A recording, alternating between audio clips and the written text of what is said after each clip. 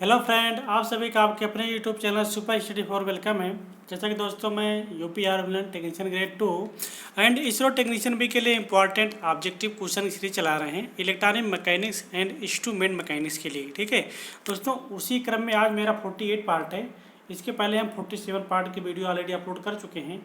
यदि अभी तक आप हमारे 47 पार्ट नहीं देखे हैं तो आप हमारे चैनल की प्लेलिस्ट में जाके देख सकते हैं, जो कि वो परीक्षा की दृष्टि से बहुत ही इम्पॉर्टेंट है। यदि आप डीएमआरसी की तैयारी कर रहे हैं या लखनऊ मेट्रो की तैयारी कर रहे हैं या नोएडा मेट्रो की तैयारी कर रहे हैं या इलेक्ट्रॉनिक मैकेनिक्स या इंस्ट्रूमेंट मैकेनिक्स से रिलेटेड किसी भी एग्ज़ाम की तैयारी कर रहे हैं तो आपके लिए वीडियो बहुत ही इम्पॉर्टेंट है। यदि आप आईटीआई कर रहे हैं, आईटीआई या एससीबीटी से हैं या आप एनसीबीटी से हैं, फर्स्ट ईयर के स्टूडेंट हैं या सेकेंड ईयर के स्टूडेंट हैं, तो वहाँ भी आपका पेपर होने वाला है जो कि ऑब्जेक्टिव टाइप के क्वेश्चन आते हैं। तो आपके लिए भी वीडियो बहुत इंपॉर्टेंट है क्योंकि हमने वही सारे क्वेश्चन रखे हैं लगभग जो पिछले 5 ईयर में क्वेश्चन पूछे गए हैं। ठीक है दोस्तों, ज़्यादा टाइम न लेते हुए डायरेक्ट आते हैं क्वेश्चन पे। इसके पहले यदि आप हमारे यूट्यूब चैनल पर पहली बार विजिट कर रहे हैं तो हमारे यूट्यूब चैनल को सब्सक्राइब करें, वीडियो को लाइक करें और ज़्यादा से ज़्यादा शेयर करें। दोस्तों, आज का जो मेरा टॉपिक है, मेरा टॉपिक क्या है? Amplitude modulation, frequency modulation and phase modulation. एक कम्युनिकेशन का पार्ट है। ठीक है, क्योंकि कम्युनिकेशन से अगर आप इसरो का एग्ज़ाम देने जा रहे हैं तो वहाँ पे आपको 7 से 8 नंबर का, ठीक है, 7 to 8 नंबर के क्वेश्चन आपको कम्युनिकेशन से ही मिल जाते हैं। यदि आप यूपी आर्मिनल का एग्ज़ाम देने जाएंगे तो वहाँ भी आपको 5 to 7, ठीक है, 5 to 7 नंबर के क्वेश्चन आपको यूपी आर्मिनल में मिलेंगे, जो कि बहुत सिंपल क्वेश्चन पूछता है। हम आपको बताएंगे, सारे क्वेश्चन आप कर ले जाएंगे। ठीक है दोस्तों, आइए चलते हैं क्वेश्चन पे। इसके पहले दोस्तों क्या है कि अभी हम आपको यूपी मतलब कि जो यूपी आर्मिनल के एग्ज़ाम के तहत जो क्वेश्चन आएंगे उसका तो डिस्कशन करेंगे ही, लेकिन थोड़ा सा कम्युनिकेशन के बारे में हम आपको थोड़ा सा परिचय देंगे, मॉड्यूलेशन टेक्निक के बारे में। ठीक है, कितनी मॉड्यूलेशन टेक्निक होती हैं, कौन कौन से इनके टाइप हैं, उसके बारे में हम आपको बताएंगे। उसके बाद क्वेश्चन की हम शुरुआत करते हैं। ठीक है, आइए देखते हैं दोस्तों, हम मॉड्यूलेशन टेक्निक के बारे में जानेंगे। ठीक है, मॉड्यूलेशन के पार्ट कितने हैं, टाइप्स ऑफ मॉड्यूलेशन। ठीक है, पहले मॉड्यूलेशन को हम डिवाइड करेंगे, वो कितने भागों में होते हैं, कौन कौन से मॉड्यूलेशन होते हैं। ठीक है, इस चीज़ को आपको देखना है, तो थोड़ा सा आप ध्यान दीजिएगा दोस्तों, क्योंकि स्क्रीन पे लिखने में थोड़ा सा प्रॉब्लम होती है, बाकी आपको उसे मैनेज कर लेंगे। ठीक है, तो मॉड्यूलेशन हमारा पहले 2 टाइप का होता है। एक होता है हमारा क्या, कॉन्टिन्यूअस वेव मॉड्यूलेशन। क्या होता है? Continuous wave modulation. दोस्तों थोड़ा थोड़ा लिखेंगे, आप उसे पूरा लिख लीजिएगा। ठीक है, मैं बोल रहा हूँ, आप उसे सुनते चलिएगा। Continuous wave modulation. इसके बाद होता है पल्स मॉड्यूलेशन। ठीक है, continuous wave modulation and pulse modulation. Continuous wave modulation हमारा 2 प्रकार का होता है। कौन कौन सा होता है? पहले हमारा होता है एम्पलीट्यूड मॉड्यूलेशन, इसे बोलते हैं हम एम, एम्पलीट्यूड मॉड्यूलेशन। दूसरा होता है हमारा एंगल मॉड्यूलेशन, इसे बोलते हैं कोड मॉड्यूलेशन। ठीक है, एंगल मॉड्यूलेशन। और हमारा जो पल्स मॉड्यूलेशन होता है ये भी हमारा 2 प्रकार का होता है। ठीक है, पल्स मॉड्यूलेशन कितने प्रकार का होता है? 2 प्रकार का होता है। एक होता है हमारा एनालॉग मॉड्यूलेशन। क्या होता है? Analogue modulation. दूसरा होता है हमारा डिजिटल मॉड्यूलेशन।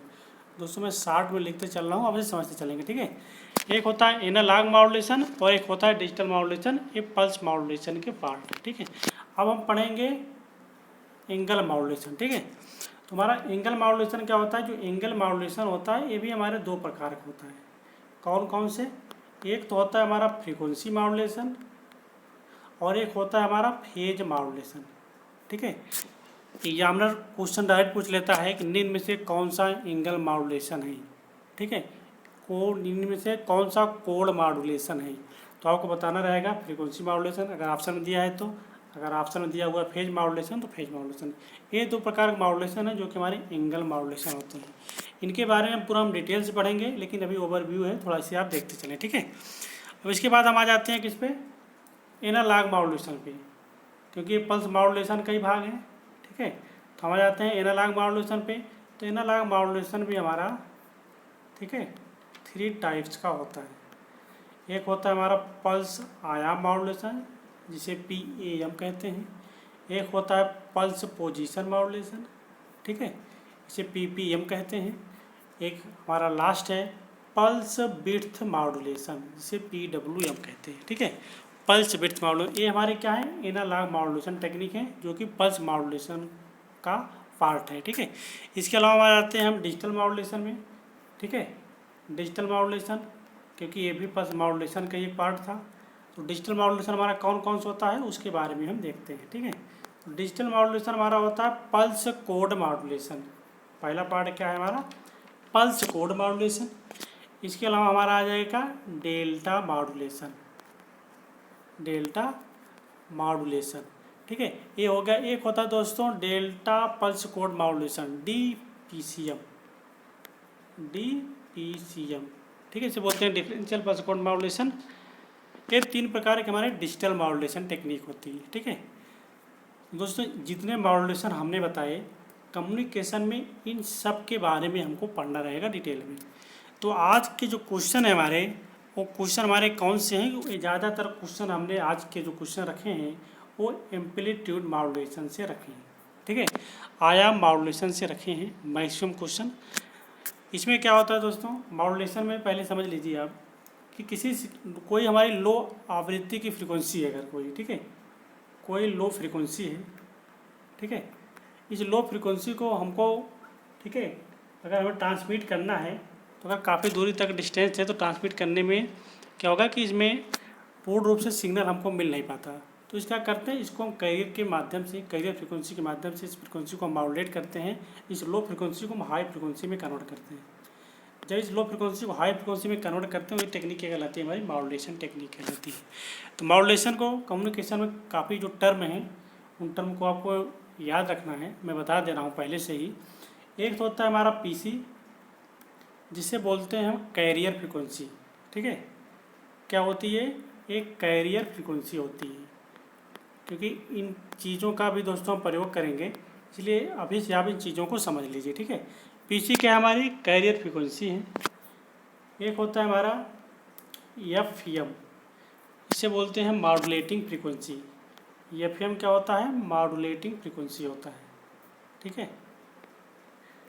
मॉड्यूलेटिंग फ्रीक्वेंसी मतलब हमने जो मॉड्यूलेशन किया, मॉड्यूलेशन के बाद जो फ्रीक्वेंसी मिली उसे बोलते हैं मॉड्यूलेशन फ्रीक्वेंसी, ठीक है। FC हमारा कैरियर फ्रीक्वेंसी हो गई, FM हमारा मॉड्यूलेशन फ्रीक्वेंसी हो गई, PC हमारी कैरियर पावर हो गई, ठीक है, कैरियर पावर। PT हमारा क्या हो जाता है, टोटल पावर हो जाती है, ठीक है। एक होता है मॉड्यूलेशन इंडेक्स।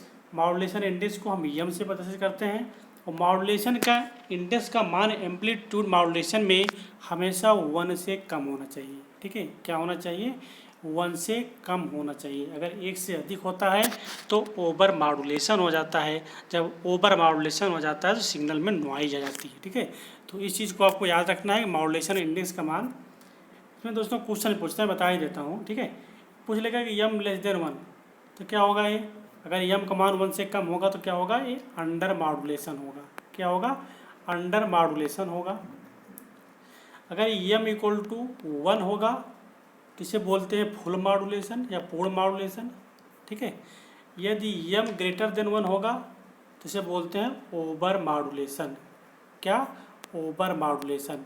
तो आपसे ऐसे पूछ लेगा M>1, M का मान 1 से अधिक है तो क्या होगा दोस्तों, देखिए सिंबल थोड़ा चेंज हो गया था, ये होगा A<1 होगा, क्योंकि M का मान जब 1 से कम होगा तो अंडर मॉड्यूलेशन होगा, M का मान 1 से अधिक होगा तो यहाँ पे ओवर मॉड्यूलेशन होगा, ठीक है। तो M 1 तो under modulation, M=1 full modulation या पूर्ण मॉड्यूलेशन, या M 1 अगर M का मान 1 से अधिक होगा तो ओवर मॉड्यूलेशन होगा, ठीक है।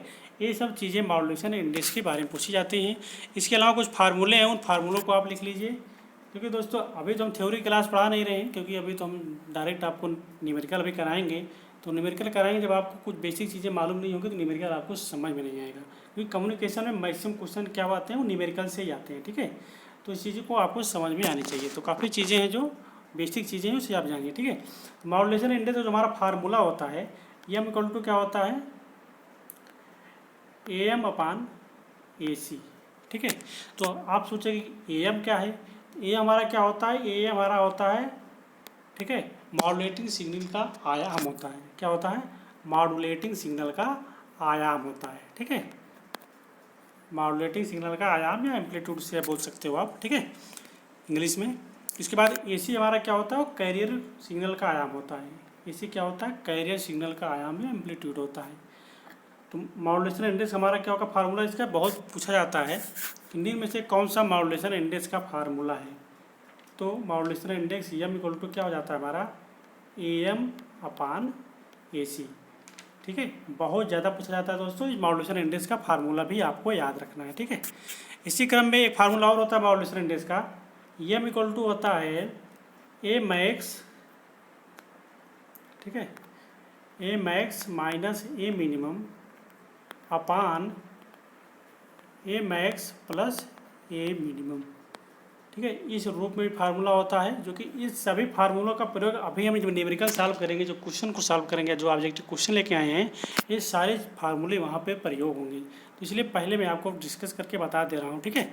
इसके अलावा अगर कोई एक सिग्नल दिया हुआ है, उसमें कई मॉड्यूलेशन का प्रयोग किया गया है, तो उसका जो टोटल मॉड्यूलेशन होता है, total modulation MT equal to क्या हो जाता है, मॉड्यूलेशन इंडेक्स M1 का square plus modulation index M2 का स्क्वायर, ठीक है। ये होता है हमारा मॉड्यूलेशन। इसके अलावा दोस्तों क्या होता है इसमें, जो हमारी मॉड्यूलेशन टेक्निक होती है, क्योंकि देखिए जो हमारी सूचना होती है वो बेस बैंड सिग्नल में होती है, ठीक है। अब बेस बैंड सिग्नल भी हो गया, कैरियर सिग्नल हो गया, बेस बैंड सिग्नल को मॉड्यूलेटिंग सिग्नल भी बोला जाता है। तो हमारी जैसे कि आपको आप समझिए प्रकार से एग्जांपल में देता हूँ, ठीक है। आपके पास कोई कागज़ का टुकड़ा है, क्या है, एक कागज़ का टुकड़ा है, उस कागज़ के टुकड़े में क्या है कि आपकी कोई इन्फॉर्मेशन है, कोई सूचना है, ठीक है। और आप एक छत पे हो और सामने आपकी दूसरा छत है, आप इस कागज़ के टुकड़े को उस सामने वाले छत पे, मतलब आप इस छत पे हैं, एक दूसरे छत पे हैं, उस कागज़ के टुकड़े को आप यहाँ से यहाँ ले जाना चाहते हो, ठीक है। लेकिन कागज़ तो हल्का होता है, जब आप यहाँ से यहाँ पर सेंड करोगे, अगर आप फेंकते भी हैं तो यहाँ पे शायद न पहुँच कर बीच में ही गिर जाए, ठीक है। लेकिन अगर आप कैरियर का हम प्रयोग कर लेते हैं, कैरियर का प्रयोग करते हैं, कैरियर रूप में अगर आप किसी छोटे से पत्थर के टुकड़े को ले लें और उस कागज़ में लपेट लें, और उस कागज़ में लपेटने के बाद यदि उस कागज़ को इस छत से भेजेंगे तो शायद में इस छत पे आसानी से चला जाएगा, ठीक है।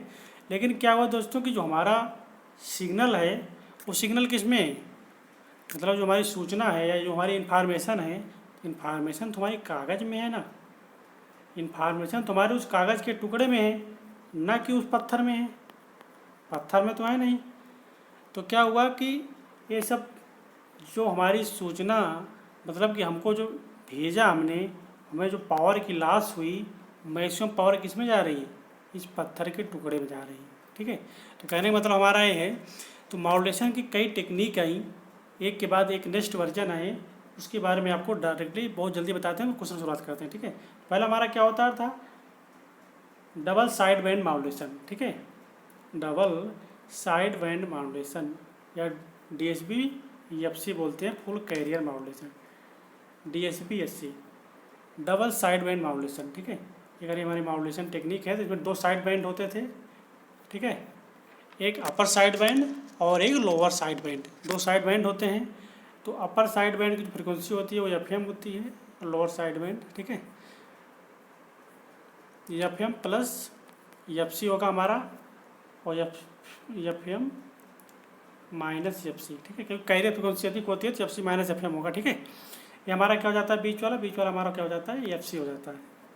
ये हमारा ये लोअर साइड बैंड है और ये हमारा अपर साइड बैंड है, ठीक है, लोअर साइड बैंड और अपर साइड बैंड। इसके बाद में क्या हुआ, इस मॉड्यूलेशन टेक्निक में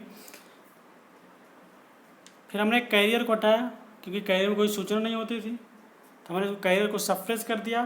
तो क्या आया हमारा, सिंगल साइड बैंड, ठीक है, सिंगल साइड बैंड मॉड्यूलेशन, ठीक है। उसके बाद आया single side band suppress carrier भी बोल सकते हो, ठीक है, SSB SC, single side band suppress carrier. हमने एक साइड बैंड को हटाया, ठीक है। इसके पहले दोस्तों क्या हुआ कि हमने जो पहला हमारा जो क्या मॉड्यूलेशन टेक्निक थी हमारे DSB, double side band modulation, क्योंकि इसके पहले हमारे DSB SC थी, इसके जस्ट बाद क्या आ गया था हमारा, DSB आया, क्योंकि हमने कैरियर को हटा दिया तो डबल साइड बैंड को ट्रांसमिट करने लगा। फिर क्या सूचना दोनों में सेम होती थी, जो सूचना हमारी अपर बैंड में है वही लोअर बैंड में है, तो मैंने DSP-SC को भी हटा दिया। फिर इसके बाद क्या हमारा SSB-SC आ गया, single side band suppress carrier, SSB-SC modulation. ठीक है, तो ऐसे हमारी मॉड्यूलेशन टेक्निक चेंज होती रही। इसके बाद हमारा क्या आ गया था, लास्ट में BSB आ गया था, जिसे बोलते हैं वेस्टेजियल साइड बैंड मॉड्यूलेशन। ठीक है, तो एक के बाद एक ऐसे आती रही। ये तो हमारा एकदम बेसिक था जो कि मैंने आपको मॉड्यूलेशन टेक्निक के बारे में बताया। यहीं से मैक्सिमम क्वेश्चन आपके यहाँ आ जाएंगे। जो मैक्सिमम क्वेश्चन बनते हैं दोस्तों, कहाँ से बनते हैं, ITI में जो मैक्सिमम क्वेश्चन पूछेगा आपसे यही पूछेगा, निम्न में से कौन सा एनालॉग मॉड्यूलेशन है, निम्न में से कौन सा डिजिटल मॉड्यूलेशन है, या कौन सा एंगल मॉड्यूलेशन है, मॉड्यूलेशन इंडेक्स का फार्मूला क्या होता है, या टोटल पावर पूछ लेगा, कैरियर पावर पूछेगा न्यूमेरिकल में। टोटल पावर का फार्मूला क्या होता है, PT = होता है कैरियर पावर इंटू 1 + m²/2। ये क्या हमारा टोटल पावर का फार्मूला है। PC हमारा क्या है, कैरियर पावर है, यह हमारा मॉड्यूलेशन इंडेक्स है। ठीक है, ये दोस्तों रहा थोड़ा सा ओवरव्यू जो कि आपके लिए था। ठीक है, अब हम आते हैं डायरेक्ट क्वेश्चन पे, फिर वहीं पे सब चीज़ें जिस तरह से आती जाएंगी, एक एक चीज़ को हम कंटिन्यू समझते चलेंगे। ठीक है, आइए शुरुआत करते हैं पहले क्वेश्चन की। दोस्तों पहला क्वेश्चन है, मॉड्यूलेशन टेक्निक डॉट डॉट प्रकार की होती हैं। मॉड्यूलेशन कितनी प्रकार की होती है इसके बारे में आपको बताना है, 1 2 3 4। तो मैंने बताया था मॉड्यूलेशन टेक्निक के बारे में। जो बेसिक मॉड्यूलेशन टेक्निक है हमारी, वो 3 प्रकार की होती हैं। कौन कौन सी, amplitude modulation, phase modulation and frequency modulation. ये 3 हमारी बेसिक मॉड्यूलेशन टेक्निक हैं। ठीक है, ये 3 प्रकार की होती हैं। तो ऑप्शन नंबर C हमारा करेक्ट हो जाएगा। इसी क्रम देखते हैं अगला क्वेश्चन, आवृत्ति मॉड्यूलेशन में। ठीक है, आवृत्ति मॉड्यूलेशन में क्या होता है, फ्रीक्वेंसी मॉड्यूलेशन के बारे में पूछ रहा है। वाहक तरंग का आयाम स्थिर रहता है। वाहक मतलब दोस्तों कैरियर तरंग की बात कर रहा है, कैरियर वेव की बात कर रहा है। वाहक तरंग की आवृत्ति स्थिर रहती है, इसकी जो फ्रीक्वेंसी होती है वो कांस्टेंट होती है। या वाहक तरंग की आवृत्ति एवं आयाम दोनों बदलते रहते हैं, या सिग्नल खराब हो जाता है। ठीक है, तो इसमें क्या होता है दोस्तों, जो हमारी फ्रीक्वेंसी मॉड्यूलेशन होती है, फ्रीक्वेंसी मॉड्यूलेशन में कैरियर का जो आयाम होता है वो क्या होता है, वो स्थिर होता है। कैरियर का आयाम क्या होता है, स्थिर होता है। ऑप्शन नंबर A हमारा सही होगा। ठीक है, फ्रीक्वेंसी मॉड्यूलेशन में जो सूचना होती है दोस्तों किस में होती है, फ्रीक्वेंसी में होती है। और आयाम मॉड्यूलेशन में सूचना किस में होती है, उसके आयाम में होती है। ठीक है, इसी क्रम दोस्तों हैं अगला question, radio frequency noise is valid for all of the following except. Radio आवृत्ति शोर निम्नांकित को छोड़कर सभी के लिए मान्य है।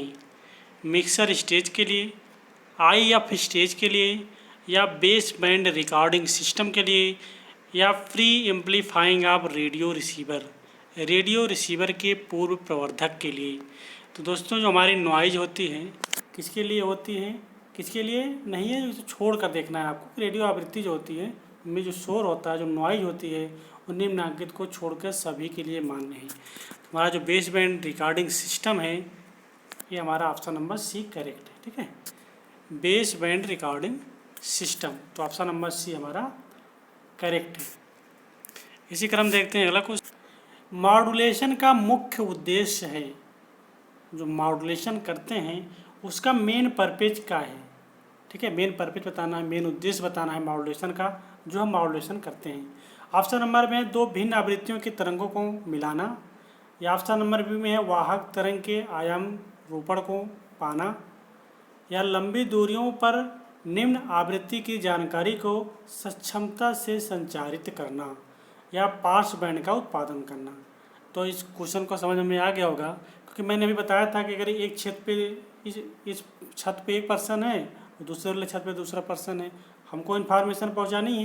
तो इन्फॉर्मेशन पहुंचाने के पहले, क्योंकि डायरेक्ट जा नहीं थे, जब कैरियर का प्रयोग करते थे, मतलब 2 सिग्नल को मिक्स करते थे।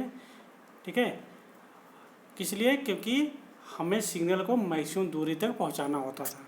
तो लंबी दूरियों पर निम्न आवृत्ति की जानकारी को सूक्ष्मता से संचारित करना, तो ऑप्शन नंबर C हमारा करेक्ट हो जाएगा। ठीक है, अगर हमको काफ़ी दूर तक सिग्नल को ले जाना है तो उसे हम जब तक मॉड्यूलेट नहीं करेंगे, ठीक है, उसके लेवल को बढ़ाएंगे नहीं, तब तक फ्रीक्वेंसी ठीक से जा नहीं पाएगी, सूचना हमारा ठीक से जा नहीं पाएगी। ठीक है, इसीलिए हम मॉड्यूलेशन करते हैं। तो ऑप्शन नंबर सी हमारा करेक्ट है। इसी क्रम देखते हैं अगला। Modulation is primarily accomplished to, modulation प्राथमिक तौर पर डॉट डॉट उपयुक्त है पार्श्व बैंड उत्पादन हेतु, दो विभिन्न आवृत्तियों की तरंगों को मिलाने हेतु, या सव्य आवृत्ति सिग्नल को लंबी दूरी तक संचारित करने हेतु, या प्रसारण क्षमता सुधारने हेतु। दोस्तों वही वाला क्वेश्चन है, सेम रिवाइज हुआ है। ठीक है, इसमें क्या होता है कि जो हमारी ट्रांसमिट ऑडियो फ्रीक्वेंसी होती है, audio signal over long distance, सभ्य आवृत्ति सिग्नल को लंबी दूरी तक संचारित करने हेतु। ऑप्शन नंबर सी हमारा करेक्ट है। इसी क्रम देखते हैं अगला question. Communication is a process of, संचार एक प्रक्रिया है। ट्रांसफर ऑफ इंफॉर्मेशन, सूचना के स्थानांतरण का। ट्रांसफर ऑफ सर्किट, परिपथ के स्थानांतरण का। ट्रांसफर ऑफ चैनल, चैनल के स्थानांतरण का। या ट्रांसफर ऑफ एनर्जी, ऊर्जा स्थानांतरण का। ठीक है, हम जानते हैं कम्युनिकेशन क्या होती है, जैसे सूचना का आदान प्रदान। ठीक है, एक स्थान से दूसरे स्थान पर सूचना का स्थानांतरण ही हमारा कम्युनिकेशन कहलाता है। तो ऑप्शन नंबर ए हमारा करेक्ट हो जाएगा, ट्रांसफ़र ऑफ इंफॉर्मेशन, सूचना के स्थानांतरण को ही हम कम्युनिकेशन कहते हैं। ठीक है, या कम्युनिकेशन एक प्रोसेस क्या होती है, वो सूचना का स्थानांतरण। तो ऑप्शन नंबर ए हमारा करेक्ट है। इसी क्रम देखते हैं। In TV video signal are transmitted through, ठीक है, टीवी में वीडियो संकेत डॉट डॉट के द्वारा परिगामित किए जाते हैं। जो हमारा टीवी होता है उसमें दो प्रकार का सिग्नल होता है दोस्तों, एक तो ऑडियो सिग्नल होता है और एक वीडियो सिग्नल होता है। तो हम जो ऑडियो सिग्नल होता है, ऑडियो सिग्नल को हम एफएम फ्रीक्वेंसी मॉड्यूलेशन के तहत हम ट्रांसमिट करते हैं, और वीडियो सिग्नल को हम एएम यानी एम्पलीट्यूड मॉड्यूलेशन के अंतर्गत हम ट्रांसमिट करते हैं। तो ये पूछ रहा है कि टीवी में वीडियो संकेत डॉट डॉट के द्वारा ट्रांसमिट या परिगामित किया जाता है। तो वीडियो सिग्नल जो होता है उसको हम एम्पलीट्यूड मॉड्यूलेशन प्रयोग करते हैं, लेकिन वहीं पे अगर ऑडियो सिग्नल की बात किया होता या ध्वनि सिग्नल की बात किया होता तो वहाँ पे हम फ्रीक्वेंसी मॉड्यूलेशन का प्रयोग करते हैं। ठीक है, इस चीज़ को आपको याद रखना है क्योंकि ये बहुत ही इंपॉर्टेंट क्वेश्चन है। आप वेरी वेरी इंपॉर्टेंट क्वेश्चन की सीरीज में रख लीजिए, क्योंकि ये क्वेश्चन बार बार एग्जाम में आता है कि हम वीडियो सिग्नल के लिए किसका प्रयोग करते हैं या ऑडियो सिग्नल के लिए हम किसका प्रयोग करते हैं। तो वीडियो सिग्नल के लिए एम्पलीट्यूड मॉड्यूलेशन का प्रयोग करते हैं या, ठीक है, इसके अलावा हम ऑडियो सिग्नल के लिए फ्रीक्वेंसी मॉड्यूलेशन का प्रयोग करते हैं। दोस्तों एक क्वेश्चन डीएमआरसी में बार बार पूछा जाता है, यदि आप डीएमआरसी की तैयारी कर रहे हैं तो ये क्वेश्चन आपको बार बार मिलेगा। ठीक है, इसके अलावा आप इसरो के एग्जाम देने जा रहे हैं वहाँ पर भी आपको ये क्वेश्चन मिलेगा। दोस्तों यदि वीडियो पसंद आ रही है तो वीडियो को लाइक करें, शेयर करें। यदि अभी तक चैनल सब्सक्राइब नहीं किए हैं चैनल को सब्सक्राइब जरूर करें। ठीक है, थैंक यू दोस्तों, आगे चलते हैं। इन AM when the modulation index is 0.5, the maximum power PT where PC is carrier power is equal to, ठीक है, तो मैक्सिमम पावर PT किसके बराबर होगी ये आपको बताना है टोटल पावर के बारे में। यहाँ PC क्या है, PC एक कैरियर पावर दी गई है और मॉड्यूलेशन इंडेक्स हम का मान दिया हुआ है 0.5। क्या दिया हुआ है हमें, PT हमको ज्ञात करनी है, कैरियर पावर PC दिया हुआ है, मॉड्यूलेशन इंडेक्स हम का मान दिया हुआ है 0.5। तो हम PT का फार्मूला लगाते हैं, इससे पहले मैंने अभी बताया था फार्मूला आपको। ठीक है, तो उसी फार्मूले पे हम लगाते हैं इस न्यूमेरिकल को। तो total power PT equal to क्या होता है, मैंने फार्मूला बताया था PT equal to carrier power into 1 plus EM square upon 2। दोस्तों बहुत बार एक क्वेश्चन पूछा जाता है, आप सभी आसानी से वीडियो को देखते रहें, वीडियो को स्किप मत कीजिएगा। वीडियो को यदि आप स्किप करेंगे तो कोई भी क्वेश्चन समझ में नहीं आएगा, क्योंकि ये कम्युनिकेशन है दोस्तों। ठीक है, तो आप एक एक चीज़ को बारीकी से समझते चलें, क्योंकि न्यूमेरिकल पूछता है कम्युनिकेशन से, एक दो न्यूमेरिकल 100% आते हैं। यदि आप एक दो क्वेश्चन आप कर ले रहे हैं तो आप हर कैंडिडेट से 2 नंबर आगे रहेंगे, और 2 नंबर आप आगे रहते हैं तो आपका सिलेक्शन हो जाता है, और जो 2 नंबर पीछे रह जाता है वो सिलेक्शन से बाहर हो जाता है। तो न्यूमेरिकल का बहुत ज़्यादा इंपॉर्टेंस है। ठीक है, तो आप न्यूमेरिकल को सॉल्व करने का प्रयास करें। तो PC हमको ऑलरेडी दिया हुआ है, carrier power PC 1 plus modulation index EM का मान दिया हुआ है 0.5। तो हम 0.5 का स्क्वायर करेंगे अपान 2। ठीक है, तो इसको अगर 0.5 का हम स्क्वायर करते हैं तो हमें क्या मिल जाता है, हमको मिल जाता है PT equal to PC 1 plus 0.25/2, ठीक है, 1 + 0.25/2। हमको क्या मिला, हमको मिल गया PT = PC 1 + 0.25/2। अब 0.25 को अगर हम 2 से डिवाइड करते हैं, ठीक है, तो PC = हमारा क्या आ जाएगा, 1 + 0.1/2.5, ठीक है। अगर इसको हम ऐड करते हैं तो हमारा क्या हो जाएगा, PC 1 + 0.125 को ऐड करेंगे तो 1.125, ठीक है। तो हमारी जो टोटल पावर PT = आ गई, कितना आ गई, 1.125 इंटू PC, ठीक है। तो टोटल पावर हमारी PT = आ गई 1.125 इंटू कैरियर पावर PC। तो देखते हैं ऐसा कोई ऑप्शन में है, तो ऑप्शन नंबर डी हमको दिख रहा है, ठीक है। ऑप्शन नंबर डी हमारा करेक्ट हो जाएगा। तो ऐसे आप आसानी से ज्ञात कर सकते हो, क्योंकि थोड़ा टाइम लगा इसलिए, क्योंकि मैं आपको क्वेश्चन समझा रहा हूँ, नहीं तो ओनली ये 10 सेकेंड या 15 सेकेंड का क्वेश्चन है, ठीक है। आसानी से आप कर सकते हो। इसी क्रम में देखते हैं अगला question.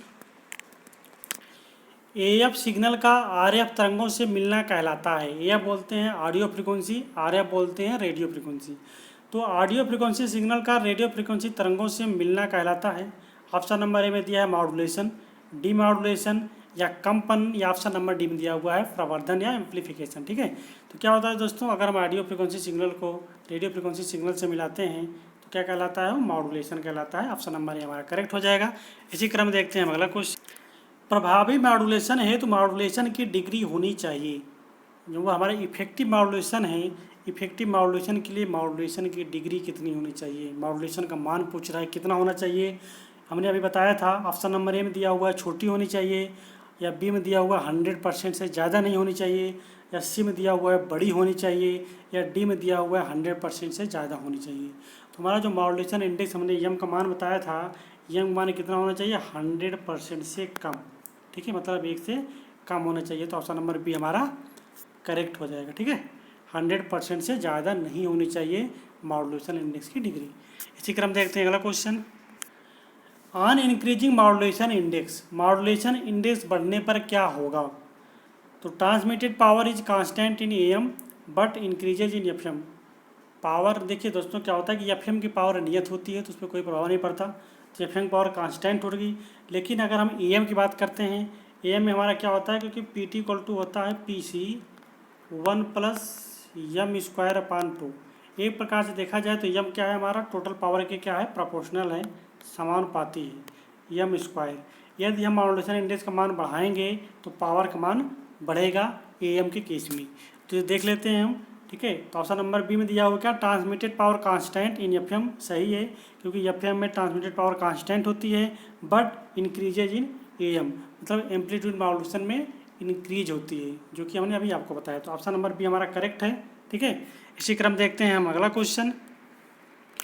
What would be the effect on transmitted power of an AM wave if its modulation index change to 1 from 0, ठीक है। एक AM तरंग का मॉड्यूलेशन सूचकांक 0 से बदलकर 1 होने से संचरित शक्ति पर क्या प्रभाव पड़ेगा, ठीक है। यदि किसी AM तरंग है, कोई एक AM वेव है, तो उसका मॉड्यूलेशन इंडेक्स हम 0 से अगर 1 कर देते हैं तो उसके पावर पर क्या प्रभाव पड़ेगा। ऑप्शन नंबर ए में है विल बी हाफ, आधा हो जाएगा, या विल रिमेन्स अनचेंज, अपरिवर्तित रहेगा, या 4 गुना हो जाएगा, या 50% की वृद्धि होगी। तो इसको दोस्तों हम सॉल्व करके आपको बताते हैं, बहुत सिंपल सा क्वेश्चन है, ठीक है।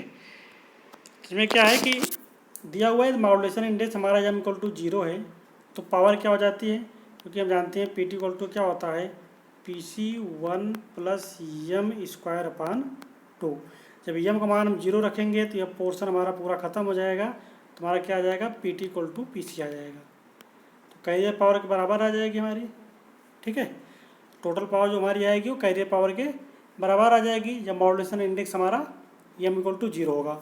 इसके अलावा यदि हम मॉड्यूलेशन इंडेक्स रखते हैं हम, ठीक है, जब m = 1 लेते हैं तब क्या हो जाएगा, PT = हो जाएगा PC 1 + m² का स्थान पर 1 रख देंगे तो 1/2 हो जाएगा, जो कि 1/2 क्या हो जाएगा हमारा, पी टी इक्वल टू हो जाएगा कितना, पी सी 1.5, ठीक है, क्योंकि 2 को हम डिवाइड करेंगे 1 से 0.5 आएगा, 1 में 0.5 जोड़ेंगे तो 1.5 हो जाएगा, ठीक है, 1.5 इंटू पी सी।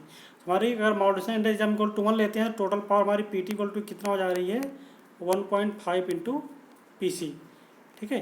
अब हम देख लेते हैं इनके चेंजेस कितना आया, संचरित पावर जो हमारी ट्रांसमिटेड पावर कितना आएगी।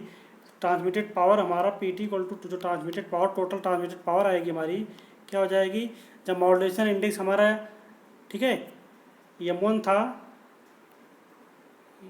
यम का मान जब 1 था तब की पावर, पी टी से आप 2 बोल लीजिए, या पी टी 1, ठीक है, पी टी 1 अपान, आप इसे कर सकते हो पी टी 1 अपान कर सकते हैं आप कैरियर पावर, ठीक है, ट्रांसमिटेड पावर माइनस M0 पे जो हमने रखा था M T1 पे रखा था, ठीक है। तो हमारा जो M2 पे हमने रखा था, M2 पे कितना रखा था, मतलब M इक्वल टू जब 1 लिए थे तो कितना मान आया था उसका, इसको फिर से लिख देते हैं दोस्तों, ठीक है।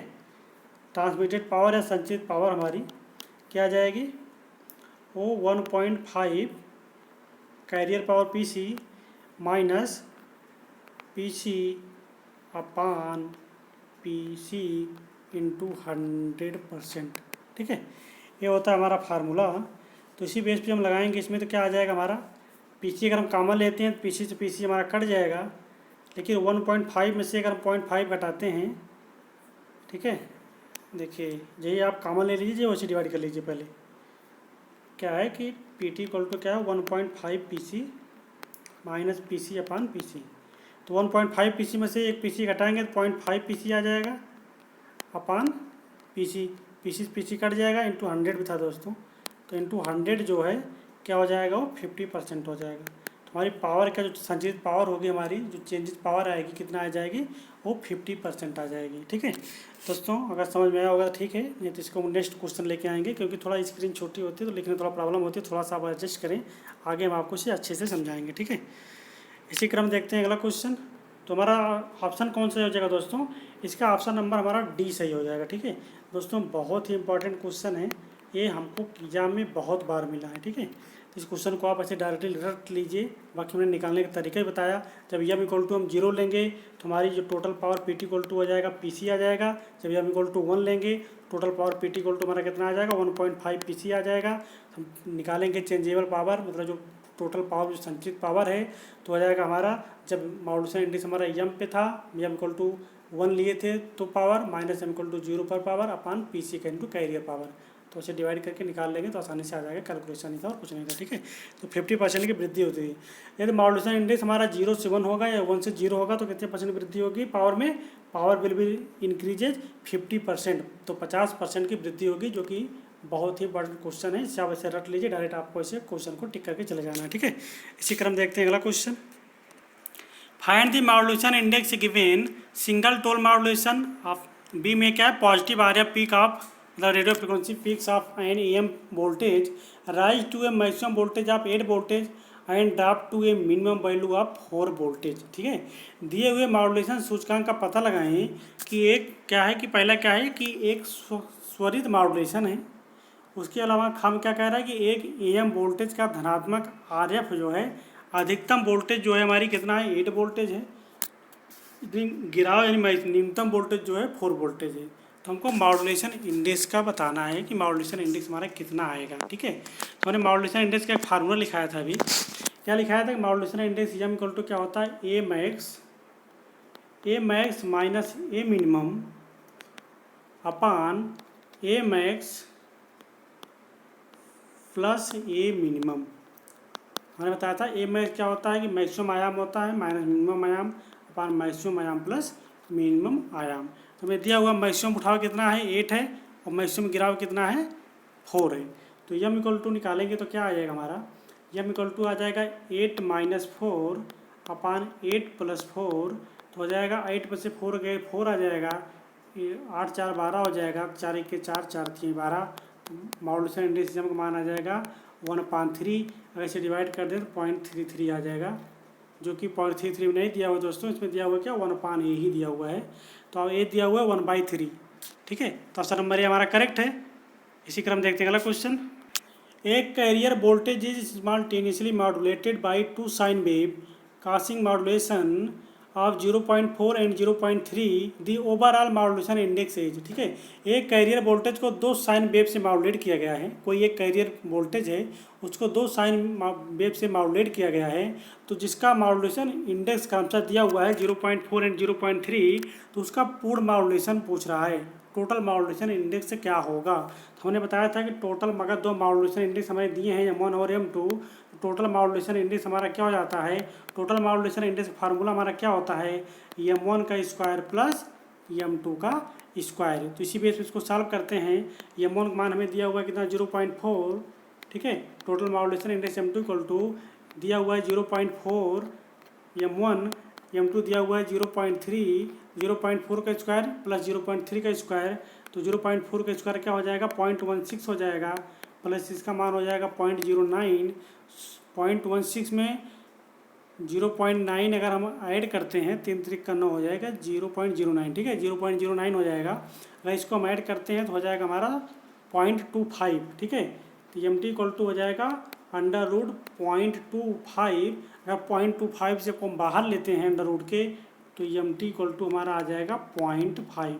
तो मॉड्यूलेशन इंडेक्स कितना आ गया 0.5 आ गया। ठीक है, तो देखते हैं कौन सा ऑप्शन है। ऑप्शन नंबर सी हमारा दिया हुआ है 0.5। इसमें कुछ नहीं करना था दोस्तों, सिंपल सा फार्मूले बताया। यदि आपको फार्मूला मालूम है तो डायरेक्ट आप सॉल्व कर सकते हो। देखो इसरो 2008 में आया है, बहुत इंपॉर्टेंट क्वेश्चन है, कई बार एग्जाम में आता है। आप फार्मूले को आप रट लें। ठीक है, जो फार्मूला क्या होता है, टोटल मॉड्यूलेशन इंडेक्स का जो फार्मूला होता है वो एम टी इक्वल टू क्या होता है, मॉड्यूलेशन इंडेक्स M1 का square plus modulation index M2 का स्क्वायर। ये टोटल मॉड्यूलेशन इंडेक्स का फार्मूला है। इस पर बेसिक क्वेश्चन आता है। ठीक है, इसी क्रम देखते हैं अगला question. Percentage modulation of an AM wave having a power content of 8 kilowatt at carrier frequency and 2 kilowatt in each of its side band is. ठीक है, एक AM वेव के प्रतिशत मॉड्यूलेशन जहां कैरियर आवृत्ति पर 8 किलोवाट का पावर कंटेंट है तथा उसके प्रत्येक साइड बैंड पर 2 किलोवाट का पावर है, तो प्रतिशत मॉड्यूलेशन क्या होगा। ठीक है, इसमें दोस्तों कैरियर पावर दी गई है, PC का मान दिया हुआ है हमें 8 किलोवाट, कैरियर पावर PC का मान दिया हुआ है 8 किलोवाट, और प्रत्येक साइड बैंड, ठीक है, प्रत्येक साइड बैंड का पावर हमें दिया हुआ है 2 किलोवाट। तो हम जानते हैं, हमने बताया था कि AM में 2 साइड बैंड होती है, एक अपर साइड बैंड और एक लोअर साइड बैंड। तो अगर दोनों साइड बैंड की पावर 2 किलोवाट है तो टोटल पावर कितना हो जाएगी, side band power, total side band power कितना हो जाएगी 2 + 2 = 4 किलोवाट। ठीक है, तो 4 किलोवाट हो गई हमारी टोटल साइड बैंड पावर। तो उसके बाद हम टोटल पावर PT की बात करते हैं। टोटल पावर PT हमारा क्या होता है, side band power plus carrier power. तो साइड बैंड पावर हमारा 4 किलोवाट प्लस कैरियर पावर हमारा 8 किलोवाट, तो टोटल हमारा क्या 12 किलोवाट हमारा हो गया क्या टोटल पावर। तो हमको ज्ञात क्या करना है, मॉड्यूलेशन इंडेक्स ज्ञात करना है। तो मॉड्यूलेशन इंडेक्स के लिए मैंने फार्मूला भी बताया था। ठीक है, तो देखिए हमको अब टोटल पावर मालूम हो गई, कैरियर पावर मालूम हो गई, और मॉड्यूलेशन इंडेक्स हमको ज्ञात करना है। मॉड्यूलेशन इंडेक्स ज्ञात करने के लिए हमें क्या करेंगे, हम टोटल पावर का फार्मूला लगा देंगे। तो PT = क्या हो जाएगा, PC 1 + m²/2। ये हमारा टोटल पावर का फार्मूला हो गया, जो कि हमको दिया हुआ है, हम ज्ञात किए। अभी टोटल पावर कितना आ गई 12 किलोवाट आ गई, 12 लिखेंगे ओनली। कैरियर पावर हमारी 8 किलोवाट है, ओनली 8 लिखेंगे। 1 + m हमको ज्ञात करना है ²/2।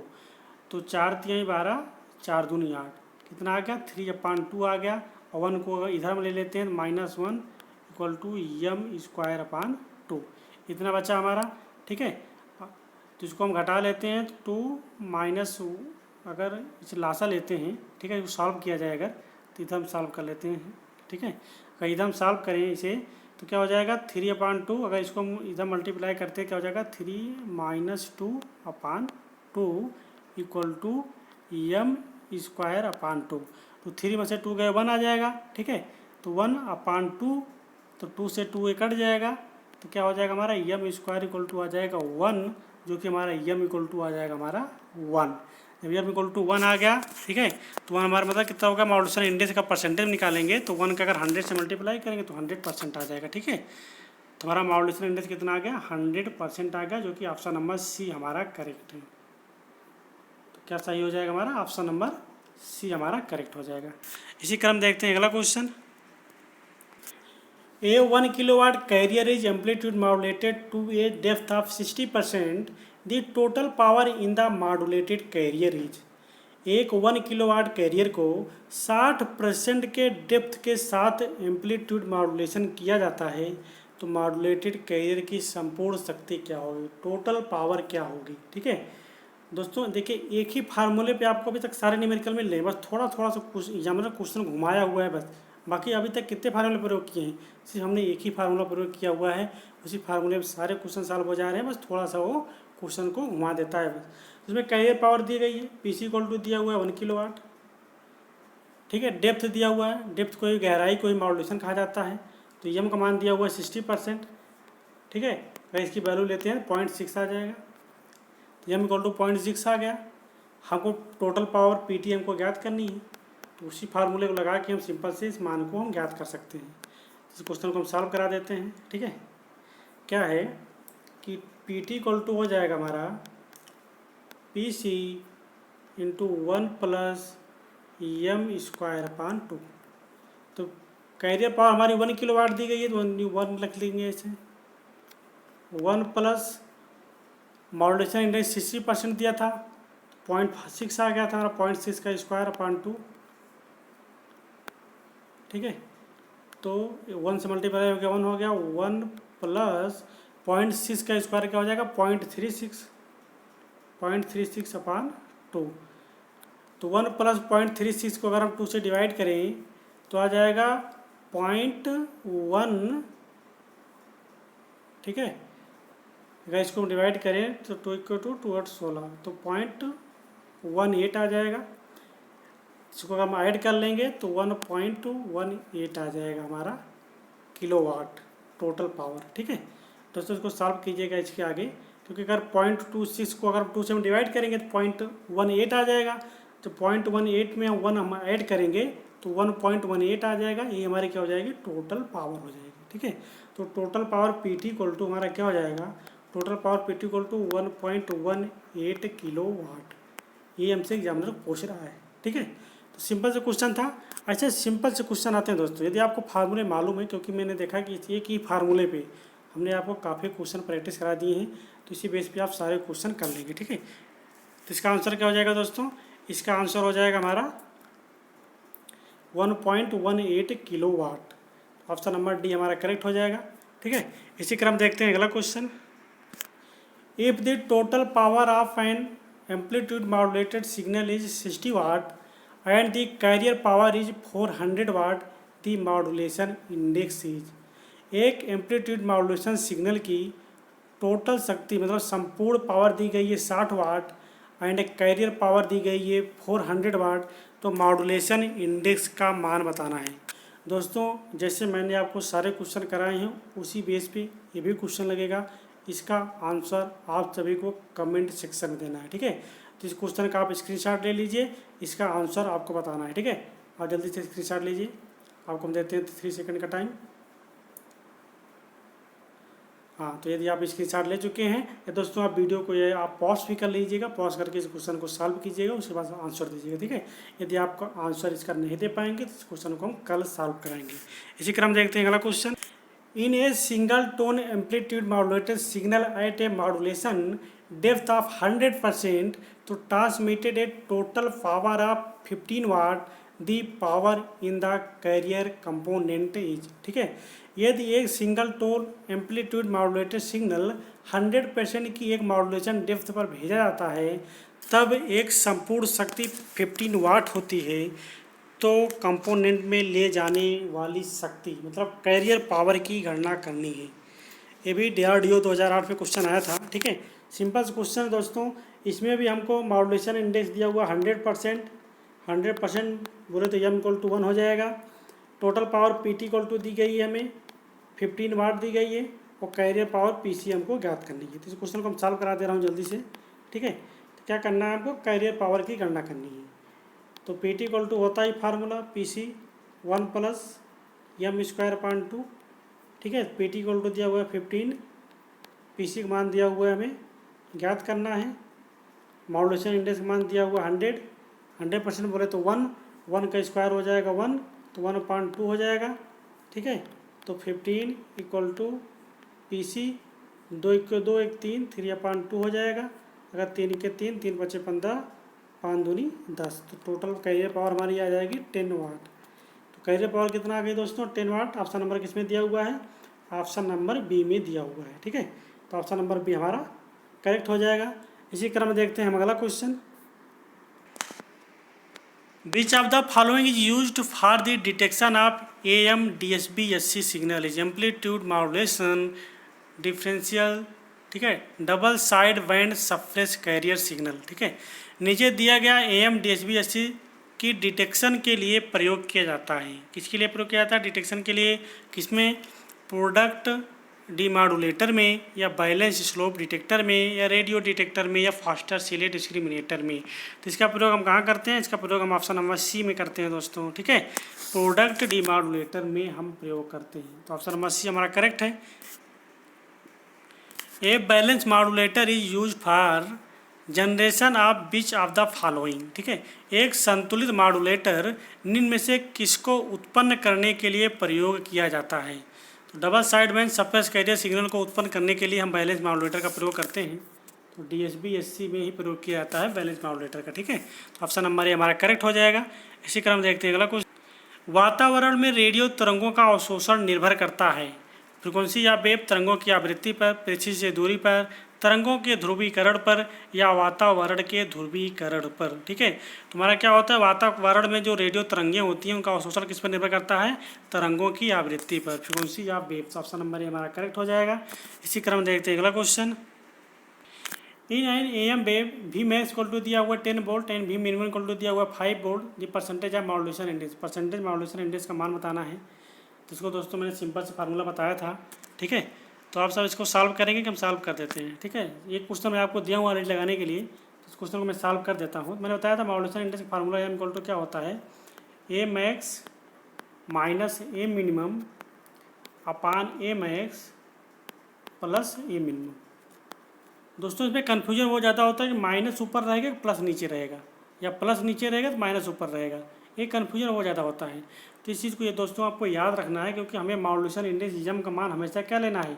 1 से कम लेना है। जब मॉड्यूलेशन इंडेक्स यम का मान हमेशा 1 से कम लेना है, तो उस केस में अगर नीचे की वैल्यू अधिक रहेगी तभी उसका मान कम आएगा 1 से, ठीक है।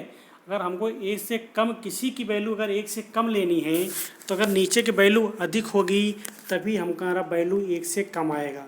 तो इसलिए यम नीचे हमेशा प्लस रहेगा और ऊपर हमेशा माइनस रहेगा। तो ये है बेसिक फंडा याद करने का, क्योंकि ऐसे डायरेक्ट इसका कुछ फार्मूला पूछ लिया जाता है। निम्न में से मॉड्यूलेशन इंडेक्स का फार्मूला कौन सा है? एक जगह आपको देगा A max minus A minimum upon A max plus A minimum, दूसरी जगह दे देगा आपको A max plus A minimum upon A max minus A minimum. तो लोग यहीं कन्फ्यूज हो जाते हैं कि प्लस ऊपर था कि माइनस नीचे था, ठीक है। तो मैंने आपको बता दिया तरीका कि कहाँ माइनस होगा और कहाँ प्लस होगा, क्योंकि हमेशा यम का मान 1 से कम होना चाहिए।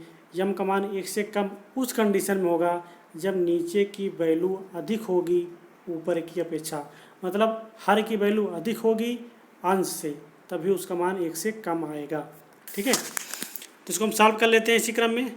तुम्हारा मॉड्यूलेशन इंडेक्स यम का मान क्या हो जाएगा? यम इक्वल टू हमारा आ जाएगा A मैक्स का मान दिया हुआ है 10, मिनिमम मान दिया हुआ है 5, 10 माइनस 5 अपान 10 प्लस 5। इसको अगर आप ऐड करेंगे तो यम इक्वल टू हमारा क्या आ जाएगा? 10 माइनस 5 अपान 10 5 15। तो 5 इंटू 15 इंटू, क्योंकि परसेंटेज याद करना है तो 100 से मल्टीप्लाई कर लेना है, इंटू 100। 500 अपान 15, 500 आपको आप 15 से डिवाइड कर दीजिए, वैसे कर लीजिए, 5 के 5 5 3 15, तो लगभग 33.33%, ठीक है। क्योंकि हमारा क्या आ गया? एम इक्वल टू आ गया 5/15 इंटू 100, इतना आया, 5 के 5 5 3 15, तो 1/3 इंटू 100। अगर 1/3 इंटू 100 आ गया, मतलब 100/3 आ गया, तो इसे डिवाइड करेंगे तो 33.33%, ठीक है। तो ऑप्शन नंबर बी हमारा करेक्ट हो जाएगा। तो सिंपल सा क्वेश्चन था, फार्मूले आपको याद हैं तो आसानी से आप कर सकते हो, क्योंकि इस पे ज़रूर क्वेश्चन पूछा जाता है। ठीक है, इसी क्रम देखते हैं अगला क्वेश्चन। एक carrier is modulated by two modulating wave A and B having modulation index of 0.6 and 0.8 respectively. The overall modulation index is, एक वाहक दो तरंगों A and B से संग्राहक है जिनका मॉड्यूलेशन सूचकांक क्रमशः 0.6 एवं 0.8 है, तो समग्र मॉड्यूलेशन सूचकांक क्या होगा। दोस्तों इस क्वेश्चन को भी मैं आपके लिए छोड़ दे रहा हूं, क्योंकि इसको मैं कई बार सॉल्व करा चुका हूं। ठीक है, इस क्वेश्चन का आंसर भी आपको बताना है कि इसका टोटल मॉड्यूलेशन इंडेक्स क्या होगा। मॉड्यूलेशन सूचकांक दिए होंगे, ए का दिया हुआ 0.6, बी का दिया हुआ 0.8, तो टोटल मॉड्यूलेशन इंडेक्स क्या होगा, इसका आंसर आपको कमेंट सेक्शन में देना है। ठीक है, 2 क्वेश्चन आपके लिए होमवर्क के लिए हो गए। ठीक है, तीसरा क्वेश्चन देखते हैं दोस्तों। तीसरा क्वेश्चन भी आपके लिए होमवर्क के लिए है। ठीक है, an AM signal with a carrier of 6 kilowatt. ठीक है, कैरियर पावर दी गई 6 किलोवाट, मॉड्यूलेशन इंडेक्स दिया हुआ 100%। What will be the power produce in the each side band, प्रत्येक साइड बैंड में कितनी पावर प्रवाहित होगी, ये आपको बताना है। पहले आप टोटल पावर निकाल लीजिएगा, जो टोटल पावर आप निकाल लेंगे तो वहीं से आपकी साइड बैंड पावर निकल जाएगी। ठीक है, तो इसको भी आपको निकालना है। अगर आप नहीं लगा पाएंगे तो इसको हम कल सॉल्व करके बताएंगे। ठीक है, इसी क्रम देखते हैं अगला question. In AM radio station operating at 530 kilohertz in permitted to a broadband audio frequency up to 5 kilohertz the upper and lower side band frequency are. ठीक है, तो 500 किलोहर्ट्ज पर संचालित AM रेडियो स्टेशन को 5 किलोहर्ट्ज तक audio आवृत्तियों को प्रसारित करने की अनुमति है, तो ऊपरी और निचले साइड बैंड की फ्रीक्वेंसी आपको बतानी है। अपर side band and lower side band की फ्रीक्वेंसी क्या होगी, ये आपको बतानी है। ठीक है, तो हम ज्ञात करते हैं अपर side band and lower side band. हमने बताया था 2 साइड बैंड होते हैं, एक अपर साइड बैंड है, लोअर साइड बैंड, बीच में हमारी क्या होती है, कैरियर फ्रीक्वेंसी। तो अपर साइड बैंड क्या हो जाता है, FC plus FM, lower side band क्या हो जाता है, FC माइनस FM। ठीक है, तो हमको कैरियर फ्रीक्वेंसी दी गई है, कैरियर फ्रीक्वेंसी कितना दी गई है।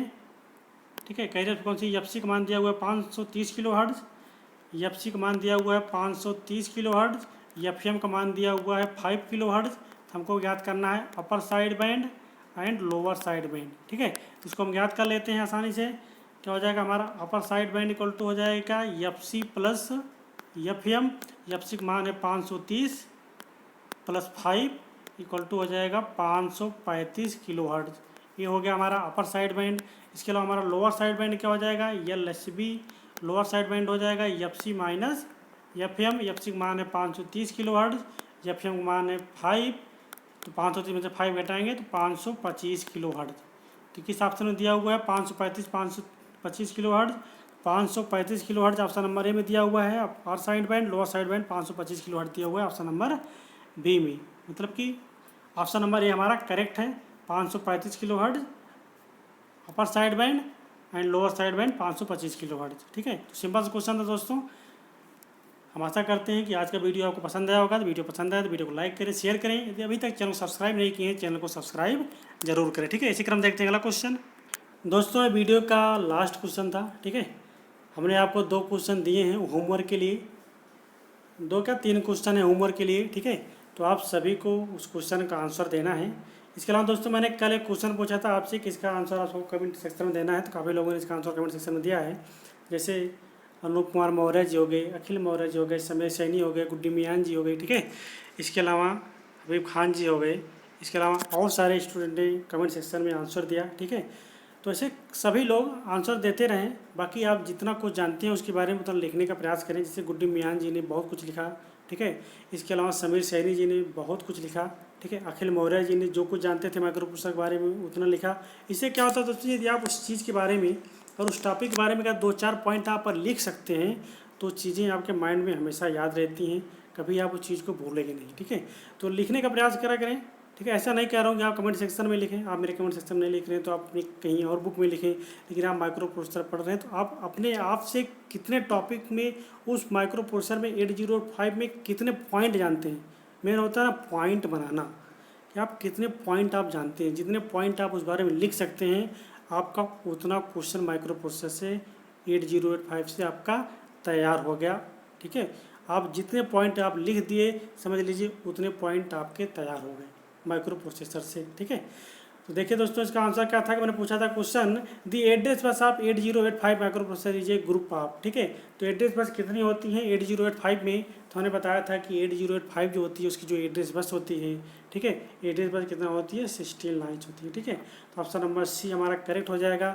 लेकिन यही हम डेटा बस की बात करते हैं तो डेटा बस हमारे कितना हो जाती है 8 बिट की हो जाती है, ठीक है, 8 लाइन होती है डाटा बस की, ठीक है। इसके अलावा हम अगर 8086 की बात कर लेते हैं तो 8086 में क्या हो जाती है, 8086 में हमारी जो एड्रेस लाइन होती है वो 20 हो जाती है, लेकिन हमारी जो डाटा बस होती है वो कितना हो जाती है 16 हो जाती है, ठीक है। ये होती है हमारी 8086 की। तो ये सब चीज़ें हैं, बारीक चीज़ें हैं, याद करनी चाहिए, बेसिक चीज़ें हैं, क्वेश्चन बार बार पूछता रहता है एग्जामिनर, ठीक है। आइए देखते हैं आज के क्वेश्चन क्या है। ऑलरेडी मैं 3 क्वेश्चन दे चुका हूँ आपको, आज का चौथा क्वेश्चन है आपके लिए कमेंट सेक्शन के लिए। दोस्तों आज का क्वेश्चन है, what is the length of stack pointer, ठीक है। स्टैक पॉइंटर की लंबाई क्या होती है। ऑप्शन नंबर ए में है 6 बिट, ऑप्शन नंबर बी में है 8 बिट, ऑप्शन नंबर सी में है 12 बिट, ऑप्शन नंबर डी में है 16 बिट। तो आप सभी को दोस्तों इसका आंसर कमेंट सेक्शन में देना है। इसके अलावा हमने 3 क्वेश्चन आपको और दिए हैं, वो 3 question plus 1A, total 4 question है आपके लिए होमवर्क, ठीक है। इन सभी क्वेश्चन का आंसर आपको कमेंट सेक्शन में देना है, ठीक है। प्रयास कीजिएगा आप सॉल्व करने का। जो 3 न्यूमेरिकल दिए हैं सॉल्व हो जाते हैं तो अच्छी बात है, अगर नहीं सॉल्व होंगे तो उससे हम नेक्स्ट वीडियो में आपको हम सॉल्व कराएंगे, ठीक है। तो आशा करते हैं आज का वीडियो आप सभी को पसंद आया होगा। तो वीडियो पसंद आया दोस्तों तो वीडियो को लाइक करें, शेयर करें। यदि अभी तक चैनल सब्सक्राइब नहीं किए चैनल को सब्सक्राइब जरूर करें, ठीक है। दोस्तों ऐसा है कि अभी हम आपको थ्योरी क्लास नहीं दे पा रहे हैं, लेकिन आज हमने आपको थोड़ा सा ओवरव्यू दिया था कम्युनिकेशन के बारे में, ठीक है। इसके अलावा आप थ्योरी क्लास प्रयास कर रहे हैं बहुत जल्द करने की, ठीक है। तो हम जल्दी से, अगर हमारी ऑलरेडी सारी व्यवस्थाएं अवेलेबल हो जाती हैं तो हम जल्दी से आपके लिए हम थ्योरी क्लास देंगे और सबसे बेस्ट क्लास देंगे electronic mechanics and instrument mechanics के लिए। साथ में इलेक्ट्रीशियन की क्लास भी स्टार्ट करेंगे। आज तक कोई इस तरह पढ़ाया नहीं होगा, ठीक है। हम आपको एक एक चीज़ जीरो से लेके मॉडरेट से लेके हाई लेवल तक, ठीक है, आपको जीरो से मॉडरेट ले आएंगे, मॉडरेट से आपको हाई लेवल तक ले जाएंगे, सारे क्वेश्चन आपको हम कराएंगे, ठीक है। तो थैंक यू दोस्तों, thanks for watching, thank you.